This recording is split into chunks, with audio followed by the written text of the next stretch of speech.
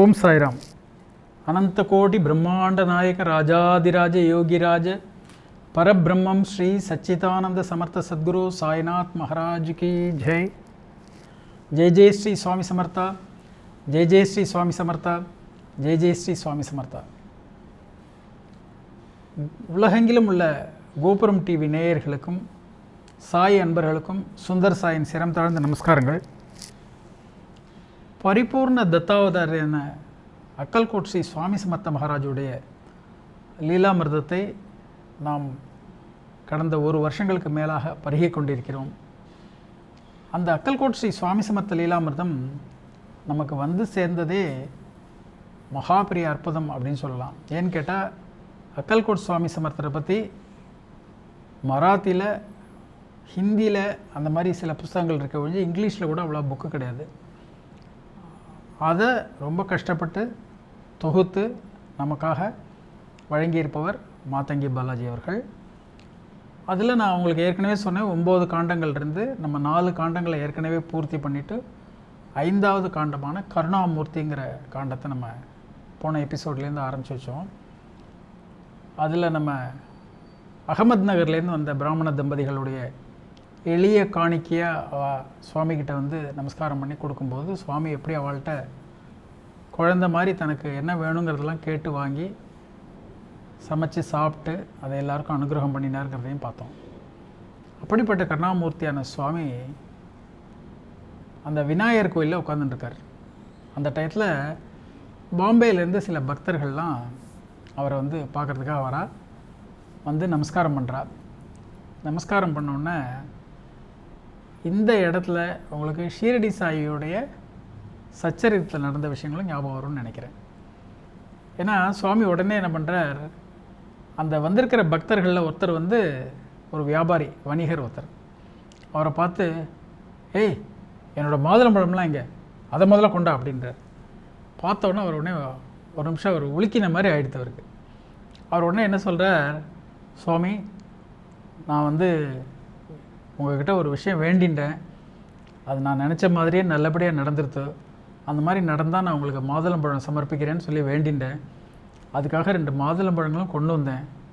ஆனால் ஏதோ உங்களை தரிசனம் பண்ணுங்கிற ஆவலில் மறந்து போய் அதை ரூம்லேயே வச்சுட்டு வந்துட்டேன் சுவாமி, தயவு செஞ்சு என்னை மன்னிச்சுங்க சுவாமி, நான் இந்த இப்போ கொண்டு வர சொல்கிறேன்னு சொல்லிவிட்டு உடனே ஒரு அன்பரை கூப்பிட்டு ஓடி போய் ரூமில் இருக்கிற அந்த பையிலேருந்து 2 மாதுளம்பழத்தையும் எடுத்துன்னு வா அப்படின்னு சொல்லி அவரை அனுப்புகிறார். அவர் உடனே ஓடி போய் அந்த மாம்பழத்தை கொண்டு வர்றார், மாதுளம்பழத்தை கொண்டு வர்றார். இதே மாதிரி அக்கல்கோட் சுவாமி சமர்த்தர் கேட்ட மாதிரியே ஷிரடி சாய்பாபா ஒரு அன்பரை கேட்குறார், நீ கிளம்பும்போது அம்மா எனக்கு இனிப்பு பலகாரம் கொடுத்தனுப்பில்லையா, அது எங்கே அப்படின்னு கேட்குறாரோ இல்லையோ. உடனே அவரும் என்ன பண்ணுறாரு, ஆஹா மறந்துட்டேன் சுவாமி, இந்தோ வரேன்னு சொல்லிட்டு வேகமாக ஓடி போய் அவள் அம்மா கொடுத்து அனுப்பிச்ச பேடாவை கொண்டு வந்து சுவாமிகிட்ட கொடுக்கும்போது அப்படியே எடுத்து நேராக டைரெக்டாக வாயில் போட்டுட்டார். அந்த அளவுக்கு பக்தர்கள் மேலே அவ்வளோ வாத்சல்யம். அதே மாதிரி அவள் எப்படி வாத்சல்யமாக கொடுத்துருக்காளோ அதை அப்படியே ஸ்வீகரிக்கக்கூடிய பாங்கு. அந்த மனப்பாங்கு தான் பக்தர்களுக்கு கிடைக்கக்கூடிய சந்தோஷம். அது மாதிரி இந்த ஒரு பேடாவோ மாதுளம்பழமோ இதெல்லாம் ஒன்றுமே கிடையாது அவருக்கு. ஏன்னா பரபிரம்மஸ்வரூபம் இல்லையா, அந்த உலகத்தில் இருக்கக்கூடிய எல்லாத்தையும் படைத்தவரே அவர் தானே. ஆனால் நம்ம ஆசையோடு கொடுக்குறத அவர் உடனே ஸ்வீகரிக்கிறார். அந்த மாதிரி அவர் ஸ்வீகரித்த உடனே அந்த இடத்துல அவர் கூடவே சுந்தரி பாய் அப்படின்னு சொல்லிட்டு ஒரு சேவகர் இருக்கா. அந்த அம்மா உடனே என்ன பண்ணுறா, அந்த 2 மாதுளம்பழத்தையும் எடுத்து தனக்காக ஒழிச்சு வச்சுக்கிறார். தனக்காக எடுத்துட்டு அந்த மாதுளம்பழத்தை உரித்து உடனே தட்டி அதில் இருக்கிற முத்துக்களை எடுத்து தன்னுடைய பேரனுக்கு ஊட்டுறா. அப்படி பேரனுக்கு ஊட்டும்போது அதுலேருந்து சிலதெல்லாம் கீழே விழுறது. அந்த கீழே விழுந்ததெல்லாம் எடுத்து மண்ணெல்லாம் ஒதுக்கி இது பண்ணிவிட்டு ஊதி ஊதி கொடுத்து அதெல்லாம் எடுத்து சுவாமிகிட்ட சமர்ப்பணம் பண்ணுறான். அதை பார்த்த உடனே இந்த வாமன் ராவ் புவா இருக்கார் பக்கத்தில், அவருக்கு அவ்வளோ கோபம் வருது. அவரும் இன்னொரு அவருடைய அன்பரும் இருக்கா. 2 பேருக்கும் பார்த்த உடனே எவ்வளோ ஒரு அவமரியாதை இது, கீழே விழுந்ததை எடுத்து சுவாமிக்கு சமர்ப்பணம் பண்ணுறா. அதுவும் இதுவே வேற ஒரு பக்தர் கொண்டு வந்தது, தனக்குன்னு எடுத்து வச்சுட்டு இவ இப்படி பண்ணுறா பாருன்னு சொல்லிட்டு இந்த ராமதாஸையும் இவருமா இந்த சுந்தரி பாயை அடிக்கிறதுக்கு ஓடுறா கோபத்தோடு. அதை பார்த்தோன்னே அக்கல்கோட் சுவாமி சமர்த்தர் 2 கையை தூக்கி நிறுத்துங்கிற மாதிரி காமிச்சுட்டே சொல்கிறார், வயல்வெளிகளில் இந்த பறவைகள்லாம் விரட்டுறதுக்காக சோளக்கொல்லையில் அந்த ஒரு பானையை வந்து வச்சுருப்பா இல்லையா, அந்த பறவைகள்லாம் பயமுறுத்துறதுக்காக. அந்த பானையை செருப்பால் அடித்து விரட்டி விடலாம் அப்படின்னு சொல்லிட்டு இப்போ ஒன்றும் பண்ணாதீங்கிற மாதிரி நிறுத்தி வைக்கிறார். இந்த சுந்தரி பாய் என்ன பண்ணுறா, ஆக்சுவலாக இந்த சுந்தரி பாய்ங்கிறவ ஒரு விதவை, சோலாப்பூரில் இருந்தவ. அவள் என்ன பண்ணியிருக்கா, அவளுக்கு காலில் நிறைய வீக்கம் வந்துடுது. வீக்கம் வந்தவொன்னே சுவாமி சமர்த்தரை பற்றி கேள்விப்பட்டு சுவாமி சமர்த்தர்கிட்ட வந்து அவருக்கு நமஸ்காரம் பண்ணி சேவைகள்லாம் பண்ணி கால் வீக்கம் சரியான உடனே சுவாமி சமர்த்தட்டையே அப்படியே அவள் தங்கிடுறா. சுவாமிக்கு சேவைகள்லாம் பண்ணிட்டு அப்படியே தங்கிடுறா.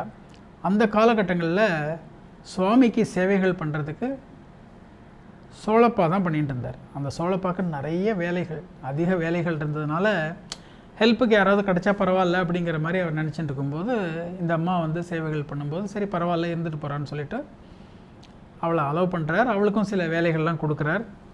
இதெல்லாம் கொடுத்துட்டு இருக்கும்போதே சுவாமி சமர்த்தர் என்ன சொல்கிறார் சோழப்பா கிட்ட, இந்த சுந்தரி பாயை வந்து ஒரு தூரத்துலேயே வச்சுக்கோ, ஏன்னா இவளை பற்றி உனக்கு தெரியாது, அப்படியே உன்னை தள்ளி விட்டுட்டு தான் உட்காந்துட்டுருவா அப்படிங்கிற மாதிரி இன்டைரக்டாக அவர் சொல்கிறார். அப்படி சொன்னால் கூட வேறு வழி இல்லாமல் சோழப்பா என்னன்றா அந்த சுந்தரி பாய்க்கு வேலைகள்லாம் கொடுக்குறாரு. அந்த சுந்தரி பாயோட பர்மிஷன் இல்லாமல், சோழப்பாவோட பர்மிஷன் இல்லாமல் ஒருத்தர் போய் சுவாமியை தரிசனம் பண்ண முடியாது. அது ஒரு பெரிய அந்த ஒரு கோட்டைன்னு சொல்லுவாள், கோட்டையரின்னு சொல்லிட்டு சொல்லுவாங்களே, அந்த மாதிரி சுவாமியை சுற்றி ஒரு அரண் மாதிரி இவா 2 பேரும் அமைச்சுட்டு இவாளை திருப்திப்படுத்தினா தான் சுவாமியை போய் பார்க்க முடியும். சுவாமிக்கு எது பண்ணாலும் இவாளுக்கு கமிஷன் கொடுக்குற மாதிரி ஆகிடும். இந்த மாதிரி சில விஷயங்கள்லாம் சுந்தரி பாய் பண்ண ஆரம்பித்தோடனே சுவாமி வந்து தன்னுடைய பாதுகையால் அவளை அடிக்கிறார். போய் அங்கே உட்கார் அப்படின்னு சொல்லி தள்ளி விட்டுறாரு. அதனால் பக்கத்தில் இருந்தவ தள்ளி போய் உட்கார்ற மாதிரி ஆகிப்பட்டுருது. ஆனால் இந்த சுந்தரி பாயோடைய விஷயங்கள் பார்த்தேன்னாக்க அங்கே இருக்கிற எல்லாருக்குமே மன வருத்தத்தை அளிக்கக்கூடிய அளவுக்கு அவங்க 2 பேரும் சேர்ந்து டாமினேட் பண்ணுறது, அதுவும் முக்கியமாக இந்த சுந்தரி பாய் பண்ணின விஷயங்கள்லாம் ரொம்ப ரொம்ப அபரிமிதமான கோபத்தை வரவழைக்கக்கூடிய விஷயங்கள். எப்போவுமே இந்த ஆன்மீக விஷயத்தில் பார்த்திங்கன்னா முக்கியமாக இருக்கக்கூடிய துறவியை சுற்றி சில பேர் வந்துடுவா.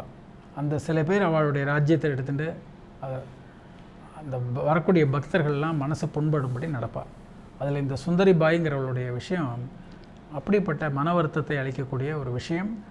அதையும் சுவாமி வந்து பொறுத்துண்டு ஒரு சில நேரங்களில் சுவாமியே இவ கமாண்ட் பண்ணுற அளவுக்கு, சுவாமி சொன்னால் தான் சாப்பிடுவா, இவ சொன்னால் தான் சுவாமி உட்காந்துக்குவார், இவ சொன்னால் உடனே போய் சுவாமி தூங்கணும், அந்த மாதிரி சுவாமியும் அப்படியே நடிப்பார் இவளுக்கு பயந்துட்டு எல்லா வேலைகளையும் பண்ணுற மாதிரி. அதே மாதிரி யாராவது பக்தர்கள் ஏதாவது தீர்வு தேடி வந்தால் முதல்ல இவள்கிட்ட சொல்லி இவளை கன்வின்ஸ் பண்ணி இவளுக்கு ஏதாவது ஒரு இதெல்லாம் கொடுத்து பைசாலாம் கொடுத்ததுக்கப்புறம் தான் போய் சுவாமியை பார்க்க முடியுங்கிற அளவுக்கு சுவாமி அவளை அலோவ் பண்ணி வச்சுருந்தார்.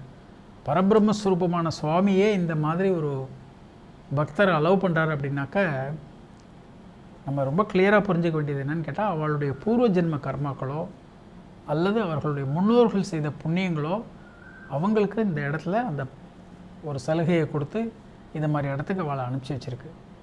அதனால் அது தீர்ற வரைக்கும் சுவாமி என்ன பண்ணுறார், இதெல்லாம் அலோவ் பண்ணுறார்.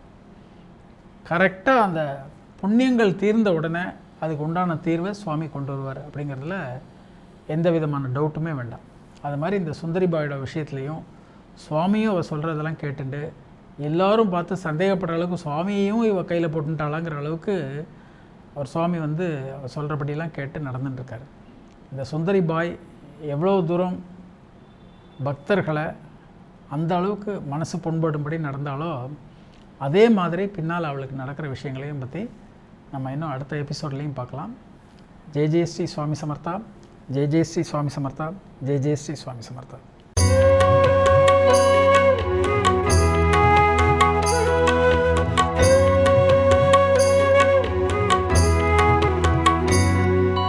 விதம் விதமான பக்தி நிகழ்ச்சிகளை உங்களுக்காக தந்து கொண்டிருக்கிறது உங்கள் கோபுரம் டிவி. உங்களுக்கு பிடித்த நிகழ்ச்சிகளை லைக் செய்யுங்கள், உங்களுக்கு பிடித்த மாணவர்களுக்கு ஷேர் செய்யுங்கள். மேலும் சப்ஸ்கிரைப் செய்வதோடு மட்டுமல்லாது அருகில் இருக்கும் பெல் பட்டனை கிளிக் செய்து கோபுரம் டிவி நிகழ்ச்சிகளை உடனுக்குடன் தெரிந்து கொள்ளுங்கள். மற்றும் ஒரு மகிழ்ச்சியான செய்தி, கோபுரம் டிவி ஆப்பை கூகுள் பிளே ஸ்டோரில் ஃப்ரீ டவுன்லோட் செய்து கோபுரம் டிவி நிகழ்ச்சிகளை தொடர்ந்து கண்டுகளியுங்கள். பாருங்கள், ரசியுங்கள், பரவசமடையுங்கள். gopuramtv.com பக்தி பக்திமயம்.